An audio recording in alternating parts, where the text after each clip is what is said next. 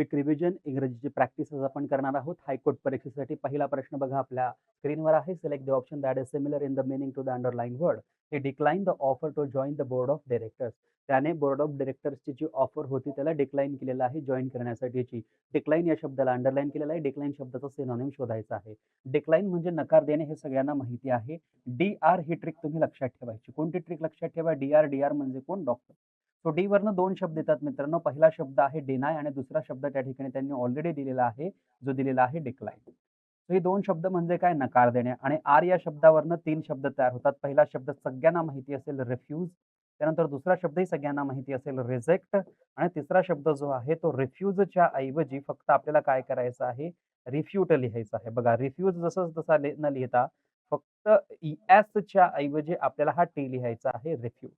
So हे 5 शब्द नकार देण्यासाठी यूज केले जातात. बघा डिलेड होईल का? डिक्लाइनसाठी नाही, रिजेक्टेड होईल म्हणजे ऑप्शन बाकीचे सगळे चुकीचे आहे. ऑप्शन 2 आपलं फायनल आन्सर होईल. पुढचा प्रश्न बघा. Select the correct passive voice. Passive voice करायचं सांगितलेलं आहे. या ठिकाणी हॅज दिलेला आहे म्हणजे हे सेंटेन्स आहे. प्रेझेंट परफेक्ट टेन्स हा सब्जेक्ट होईल. त्यानंतर हा कम्प्लिटेड जो आहे हा व्ही3 होईल हॅजसाठी आणि द रेकॉर्ड जे आहे तो ऑब्जेक्ट होईल. हा ऑब्जेक्ट कुठे जाणार? सब्जेक्टमध्ये. परंतु प्रश्न असल्यामुळे तो इन्व्हर्जन तयार होईल म्हणून हॅज द रेकॉर्ड घेईल. सो हॅज द रेकॉर्ड बघा सगळ्याच ऑप्शन्समध्ये आहे म्हणून या ठिकाणी सगळे ऑप्शन्स आता तरी बरी आपल्याला म्हणता येईल की ओके आहे. आता हा जो कम्प्लिटेड आहे मित्रांनो हा आपल्याला व्ही3 करायचा आहे आणि हा ऑलरेडी व्ही3 आहे. परंतु हॅज किंवा हॅव जेव्हा वाक्यामध्ये असतं आणि आपण पॅसिव्ह व्हॉइस करतो तेव्हा हॅज बीन किंवा हॅव बीन घेत असतो. हॅज तर आपण ऑलरेडी घेतलेला आहे. आता आपल्याला काय घ्यावं लागेल? बिन घ्यावा लागेल आणि बिन कोणकोणत्या सेंटेन्समध्ये आहे बघा. या सेंटेन्स ऑप्शनमध्ये आहे हे बरोबर. इकडे हॅड आहे हे कॅन्सल चुकीचं होईल. इकडे पण आहे बिन म्हणजे हे पण बरोबर होईल. इकडे आहे का? नाही म्हणजे हे कॅन्सलच होईल. ओके. सो अशा परिस्थितीत ऑप्शन 1 किंवा ऑप्शन 3 पैकी कोणतं तरी एक आपलं उत्तर बरोबर होईल. आता पुढे बघा पुढे दिलेलं आहे कंप्लीट. कंप्लीट म्हणजे काय मित्रांनो? व्ही1. जेव्हा आपण पॅसिव्ह व्हॉइस करतो पॅसिव्ह व्हॉइसमध्ये व्ही3च घेतो ना. इथे त्यांनी व्ही1 दिलेलं आहे. म्हणजे ही सर्वात मोठी चूक आहे आणि म्हणून ऑप्शन 1 कॅन्सल होईल. ऑप्शन 3 जे आहे तेच आपलं फायनल आन्सर होईल. ऑलराइट. बघा पुढचा प्रश्न. Select the most appropriate idiom that can be substitute utilized word in the given sentence. My mother said make consistent progress for success. Consistency जी आहे त्यासाठी एक्झॅक्टली कोणता इडियम यूज केला जातो? जी सातत्यता असते त्यासाठी कोणता इडियम यूज केला जातो? डूज अँड डोंट्स कशाला म्हटलं जातं? जेव्हा एखादी नियमावली दिली जाते ज्यामध्ये सांगितलं जातं की हे करा, हे करू नका, तर आपण डूज अँड डोंट्स असं म्हणतो. मेक अ हॅबिट म्हणजे काय? सवय लावणे, परंतु याचा कन्सिस्टन्सीशी संबंध नाहीये. आणि त्यानंतर आहे स्लो अँड स्टेडी. आपण ऐकलं असेल slow and steady wins the race. म्हणजे जो कन्सिस्टन्सीने आपलं काम करेल तो सक्सेसफुल होईल. सो या ठिकाणी स्लो अँड स्टेडी आपला करेक्ट आन्सर होईल. इन्स अँड आउटचा अर्थ काय होतो? डिटेल्ड एक्सप्लेनेशन करणे. काही गोष्ट जेव्हा डिटेलमध्ये सांगितली जाते त्याला आपण इन्स अँड आउट जसं म्हणत असतो. म्हणून ऑप्शन 4 होणार नाही. ऑप्शन 3 आपलं फायनल आन्सर या ठिकाणी होईल. पुढचा प्रश्न बघा मित्रांनो. Select the most appropriate synonym of the underline word. You also work with the another eccentric genius. एक्सेंट्रिकचा अर्थ होतो विचित्र. जो व्यक्ती एक्सेंट्रिक आहे त्याला आपण काय म्हणतो मित्रांनो? त्याला आपण म्हणतो विचित्र. एक्सेंट्रिकचा अर्थ माहिती असला पाहिजे. एक्सेंट्रिक म्हणजे काय? विचित्र. आणि यासाठी आणखी 2-3 सिनोनिम्स तुम्ही लक्षात ठेवा बघा. पहिला शब्द आहे ग्रॉटिस. ग्रॉटिस म्हणजे काय? विचित्र. त्यानंतर दुसरा शब्द आहे बिजार. बिजार या शब्दाचा अर्थ काय होतो? विचित्र. त्यानंतर ऑड. ऑड या शब्दाचाही अर्थ काय होतो मित्रांनो? विचित्र. त्यानंतर वियर्ड या शब्दाचाही अर्थ होतो विचित्र. अनेक शब्द आहे. पेक्युलार या शब्दाचाही अर्थ काय होतो? पेकू. आणि पुढे या खोटारडासाठी लायर. पेकू आणि लायर.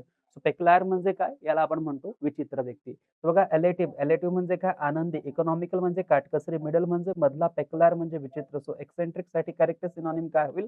पेक्युलार होईल. ऑलराइट. क्लिअर. बघा पुढचा प्रश्न. The class teacher made us wait after school. After school झाल्यानंतर क्लास टीचरने आम्हाला वेट करायला लावला. To blank some advice on how to attempt the board exam. Board exam कशी अटेम्प्ट करायची यावर त्यांनी ॲडवाइस देण्यासाठी म्हणजे गिव्ह येणार, लीव्ह येणार नाही, पे येणार नाही, डिलिव्हर येणार नाही. कारण या ठिकाणी क्लिअरली सम ॲडवाइस बोर्ड एक्झाम बद्दल काही ॲडवाइस देण्यासाठी क्लास टीचरने आम्हाला शाळा सुटल्यानंतरही काही वेळ वेट करायला सांगितले, थांबवले. पुढे बघा. Select the most appropriate option that can substitute. This package is ideal for infant teenager. So बघा इन्फॅन्ट म्हणजे काय? 0 ते 5 वर्षापर्यंतचं जे बाळ असतं त्याला इन्फॅन्ट म्हटलं जातं आणि टीनेजर कुठून होतात? 13 ते 17 पर्यंतचे जे असतात ते काय असतात? टीनेजर्स असतात. सो इन्फॅन्ट आणि टीनेजर एकत्र आपण घेऊ शकत नाही. त्यामुळे यंगेस्ट टीनेजर्स बघा या ठिकाणी कोणत्याही परिस्थितीत आपल्याला यंगेस्ट म्हणता येणार नाही कारण इथे कुठेही सुपरलेटिव्ह डिग्रीचा वापर करा असं आपल्याला दिसत नाहीये. नो सबस्टिट्यूशन पण होणार नाही. यंग बरोबर होईल आणि या ठिकाणी यंगर जे आहे ते पण चुकीचं होईल कारण कंपॅरिझन केलेली नाहीये. आता बघा यंग म्हणजे काय? यंग म्हणजे तरुण. यंग म्हणजे काय? तरुण. आणि तरुण कुठून सुरू होतो? तरुण 13 वर्षापासून सुरू होतो ते 50-55च्या व्यक्तींना पण तरुण म्हटलं जातं. आजकाल तर म्हणतात राजकारणामध्ये तो तरुण आहे, हा तरुण आहे. ओके. सो तरुण जो आहे तो 13व्या वर्षापासून सुरू होतो आणि हे जे टीनेजर्स आहेत हे 13 ते 17 पर्यंत असतात. म्हणजे आपण यंग टीनेजर असं म्हणू शकतो किंवा यंग टीनेजर्स म्हणू शकतो. म्हणून ऑप्शन 3 जे आहे ते आपलं फायनल आन्सर या ठिकाणी होईल. पुढचा प्रश्न बघा, select the most appropriate meaning of the underline. Underline केलेल्या इडियमचा मीनिंग बघा. इन्स अँड आउट्सला अंडरलाईन किंवा बोल्ड केलेला आहे. आता सांगितलं की इन्स अँड आउटचा अर्थ काय होतो? डिटेलमध्ये एक्सप्लेनेशन देणे. तर बघा एलॅबोरेट थिअरीज होईल का? नाही. डिटेल्ड दिलेलं आहे, डिस्क्रिप्शन म्हटलेलं आहे, हे पण चालेल. स्टर्म रेग्युलेशन किंवा प्रायर कंडिशन आधीच काही अटी दिलेल्या आहे, हे पण आपलं उत्तर होणार नाही. इन्स अँड आउट्स म्हणजे काय? डिटेल्ड एक्सप्लेनेशन किंवा डिटेल्ड डिस्क्रिप्शन ज्याला आपण म्हणतो. अँटोनिम विचारलेला आहे इनकोहरंटचा. इनकोहरंट म्हणजे काय? असंगत किंवा अतार्किक ज्याला म्हणतो. असंगत किंवा अतार्किक. ज्यामध्ये काहीही तार्किक नाहीये ते. अतार्किक, अतार्किक जे असणार ते. ओके. सो अपॅरंट म्हणजे स्पष्ट किंवा क्लिअर. ग्लूमी म्हणजे खिन्न किंवा उदास. पेन्सिव्ह म्हणजे जो विचारशील आहे, थॉटफुल आहे. राशनल म्हणजे काय होईल? तार्किक होईल. राशनल म्हणजे काय होईल मित्रांनो? तार्किक. आणि हे अतार्किक याच्यासोबत असंगत सोबत काय होते? विरुद्ध होतंय. म्हणून ऑप्शन 4 आपलं फायनल आन्सर होईल. पुढचा प्रश्न बघा, वन वर्ड सबस्टिट्यूट विचारलेला आहे. Making a false document with a false signature. चुकीची सही करून चुकीची डॉक्युमेंट्स जी बनवली जातात त्याला फॉर्जरी असं म्हटलं जातं. सो फ्रोगो असा शब्दच नाहीये, फॉर्गो आहे. त्याचा अर्थ तो सोडून देणे. फॉर्जरी बघा ऑप्शन 2 मध्ये आहे. डिसेप्शन म्हणजे छल, कपट आणि इनसिन्सिअरिटी म्हणजे काय? अप्रामाणिकपणा. म्हणून हे पण आपलं उत्तर होणार नाही. पुढे बघा, success is the continuous journey towards the achievement of the predetermined goals. काय विचारलेलं आहे? Identify the spelling error. सक्सेसचं स्पेलिंग बरोबर, इज बरोबर, द बरोबर. कॉन्टिन्युअसचं स्पेलिंग चुकलेलं आहे. आपण कॉन्टिन्युअस टेन्सेस शिकतो तर कॉन्टिन्युअसचं स्पेलिंग काय असणार आहे? अशा पद्धतीने असणार आहे. CONTINUOUS कंटिन्युअसचं करेक्ट स्पेलिंग. बघा ऑप्शन 2 जे आहे ते आपलं फायनल आन्सर या ठिकाणी होईल. पुढचा प्रश्न बघा, select the sentence with appropriate use of preposition. प्रेपोजिशनचा यूज करायला सांगितलेला आहे. Correct. The lion and unicorn fought. Lion आणि युनिकॉर्न जो आहे त्याने लढाई केली. फॉट. त्यानंतर अप आहे, त्यानंतर बिटवीन आहे, त्यानंतर फॉर आहे, त्यानंतर बाय आहे. आणि सगळीकडे द क्राउन जे आहे ते सारखं आहे. द क्राउन म्हणजे काय? मुकुट. द क्राउन म्हणजे काय? ज्याला आपण म्हणू शकतो ताज. ताजसाठी किंवा मुकुटासाठी युनिकॉर्न आणि लॉयनने काय केली? लढाई केली. कशासाठी? ताजसाठी, क्राउनसाठी. म्हणून फॉर बरोबर येईल. क्राउनच्या वर त्यांनी लढाई केली असं होईल का? क्राउनच्या मध्यभागी त्यांनी लढाई केली असं होईल का? क्राउन द्वारा त्यांनी लढाई केली असं होईल का? नाही. क्राउनसाठी. म्हणून ऑप्शन 3 जे आहे ते आपलं फायनल आन्सर होईल. सोपा प्रश्न होता. पुढचा प्रश्न बघा, पॅसिव्ह व्हॉइस विचारलेला आहे. सो दे जो आहे तो सब्जेक्ट आहे. वेलकम टू जो आहे तो व्ही2 आहे. जेनेनकरण जो आहे तो ऑब्जेक्ट आहे. ऑब्जेक्ट बनणार सब्जेक्ट, जेनेनकरण, जेनेनकरण, जेनेनकरण, जेनेनकरण. बरोबर आहे. वेलकम काय आहे? व्ही2. व्ही2 असल्यामुळे तो वॉज किंवा वर होईल. परंतु जेनेनकरण 2 आहे म्हणून वॉज येणार नाही, वर येणार. मग बघा वर कुठे आहे? इथे तर पहिल्या ऑप्शनमध्ये हॅड आहे. याला कॅन्सल करा, चुकीचं. इकडे इज चुकीचं आहे, हे पण कॅन्सल करा. इकडे आर चुकीचं आहे, हे पण कॅन्सल करा. म्हणजे वर जो आहे इथेच आहे ऑप्शन 4. तेच आपलं फायनल आन्सर या ठिकाणी होईल. पुढचा प्रश्न बघा, select the correct indirect form of the given sentence. Indirect form विचारलेला आहे. Farah sed to. फराह जसंच असेल बघा, प्रत्येक ऑप्शनमध्ये फराह आहे. सेड टू कशामध्ये बदलतो? टोल्ड मध्ये बदलतो. म्हणून हा टोल्ड जो आहे इथे जसाचा तसा आहे. हर आंट पण जसंच असेल, हर आंट पण जसंच असेल. नंतर कॉमा रिमूव्ह होईल. आय हा फर्स्ट पर्सन आहे. आय काय आहे? First person. त्यामुळे हा कशामध्ये कन्वर्ट होईल? फराहमध्ये. परंतु ऑलरेडी सुरुवात तर फराहने केलेलीच आहे. म्हणून परत फराह लिहून कामाचं नाही. फराहसाठी आपण प्रोनाउन यूज करणार. फराह कोण आहे? फिमेल आहे. त्यासाठी काय यूज करणार? शी. म्हणून प्रत्येक सेंटेन्स मध्ये आपण काय यूज करणार? शी यूज करणार, शी यूज करणार, शी यूज करणार, शी. कॉमा रिमूव्ह केल्यानंतर आपण सेंटेन्सेस क्लॉजेसला जोडतो म्हणून दॅट तर या ठिकाणी ऑब्व्हियसली येणारच आहे. ओके. आता बघा, या ठिकाणी काय लिहिलेलं आहे? एम लिहिलेलं आहे. एम म्हणजे काय? प्रेझेंट टेन्स आहे. जेव्हा एम आहे आणि आयएनजी आहे तर याचं रूपांतर किंवा कन्व्हर्जन आपण कशामध्ये करतो? वॉज वर प्लस V3 मध्ये. परंतु या ठिकाणी शी असल्यामुळे आपल्याला वॉजच घ्यावा लागेल. म्हणून इज जो आहे तो कॅन्सल, ऑप्शन 1 कॅन्सल. इकडे वॉज बरोबर, इकडे वॉज बरोबर, परंतु इकडे हॅड जो आहे तो कॅन्सल होईल. म्हणून ऑप्शन 2 किंवा ऑप्शन 3 पैकीच कोणतं तरी एक आपलं उत्तर होईल. पुढे बघा, या ठिकाणी स्टडिंग जो आहे तो आयएनजी फॉर्म मध्ये आहे आणि पुढे पण आयएनजी फॉर्मच कंटिन्यू होईल स्टडिंगचा. म्हणून या ठिकाणी स्टडिंग जे आहे ते बरोबर आहे, परंतु इथे स्टडी जे आहे ते चुकीचं आहे. म्हणून ऑप्शन 3 जे आहे त्या ठिकाणी कॅन्सल होईल, चुकीचं होईल. ऑप्शन 2 जे आहे तेच आपलं फायनल आन्सर या ठिकाणी तुम्हाला दिसतंय. सोपा प्रश्न होता हा पण. पुढचा प्रश्न बघा, अँटोनिम विचारलेला आहे. कशाचा? ओल्डचा. ओल्ड म्हणजे काय? जे जुने असेल ते आणि जे नवीन असेल ते त्याचं अँटोनिम होईल. सो मॉडर्न म्हणजे आधुनिक, हे तर एन्शंट साठी होईल. यंग आणि ओल्ड जर आपण पाहिलं, you should donate your old clothes. आता बघा इथून आपल्याला क्लिअर होणार आहे क्लोथ्स.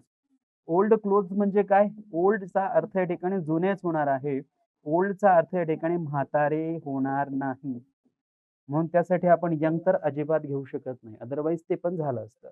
सो ओल्ड क्लोथ्स आहेत म्हणजे काय? जुने कपडे. जुन्यासाठी आपण काय यूज करणार? न्यू. ऑप्शन 4 उत्तर होणार नाही. ऑप्शन 3 फायनल आन्सर होईल. पुढचा प्रश्न बघा. The following sentence has been split into 4 segment. Identify the error. There can be precious diamonds and metals in the surface. सगळ्यांना माहिती असतं, की जो काही सरफेस असतो मित्रांनो, त्या सरफेससाठी आपण कशाचा वापर करतो? ऑनचा वापर करतो. म्हणून हा जो सरफेस आहे, या सरफेससाठी हा इन चुकीचा आहे. काय असला पाहिजे? ऑन असला पाहिजे. सरफेस बघा कुठे आहे? इथे आहे. ऑप्शन 2 आपलं फायनल आन्सर होईल. Select the most appropriate antonym. Antonym कशाचा? इंटेन्सचा. इंटेन्स म्हणजे काय मित्रांनो? तीव्र.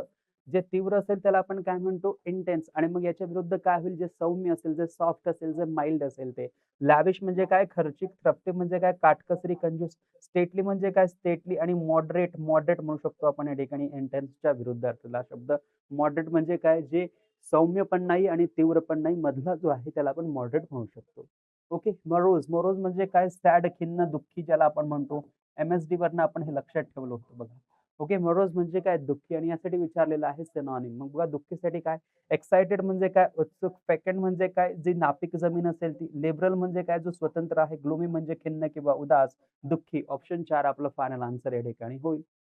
पुढचा प्रश्न बघा. सिनॉनिम विचारलेला आहे फ्युटाईलचा. फ्युटाईल म्हणजे काय? निरर्थक किंवा व्यर्थ ज्याला आपण म्हणतो.